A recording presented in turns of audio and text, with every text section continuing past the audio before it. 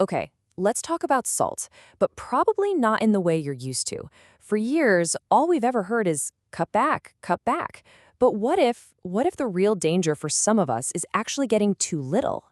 So let me just start by asking you a question, and it might sound a little weird at first. Are you eating too little salt?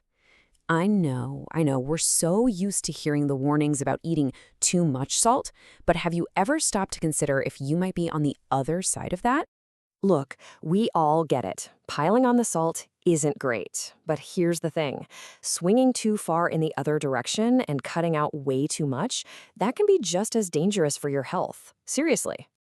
All right, so let's dive right in and bust a huge common myth about salt.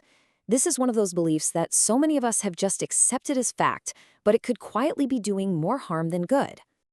So you've got this stark contrast between what people think and what's real. The common belief is that quitting salt completely is the ultimate healthy move.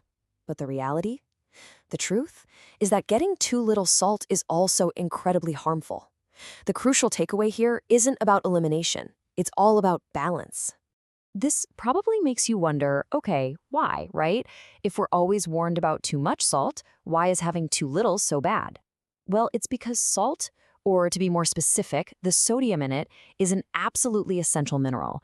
It plays a bunch of vital roles in just, well, keeping you alive and running properly.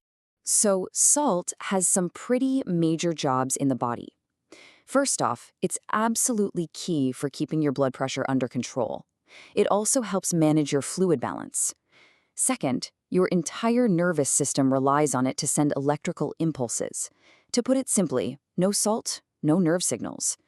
And third, those very same signals are what tell your muscles to contract, which affects everything from lifting a grocery bag to the actual beating of your heart. So, if salt is this crucial for all our basic functions, what actually happens when your levels drop too low? Well, the consequences aren't just minor annoyances, they can actually be quite serious. When you're running low, your body sends out warning signals. You might feel a general sense of weakness, which makes sense, right? Your muscles aren't firing properly. Dizziness can set in because your blood pressure regulation gets all thrown off. And maybe most alarmingly, it can lead to heartbeat irregularities or arrhythmias, because your heart is a muscle that relies on those exact same electrical signals we just talked about. So, what's the takeaway from all of this? Now, this is not a permission slip to go out and eat as much salt as you want. The lesson, as with so many things in health and nutrition, is really about finding that sensible middle ground. It's about moderation. It's the golden rule. And this really just sums it all up, doesn't it? The goal isn't extremism. It's not no salt or all the salt. The goal is balance, listening to your body and giving it the essential minerals it needs to function. That's the true path to health. And that's our explainer on the essential balance of salt. Hey, if you appreciate getting straight to the point health facts without all the hype, make sure to hit that follow or subscribe button. Thanks for watching and stay curious.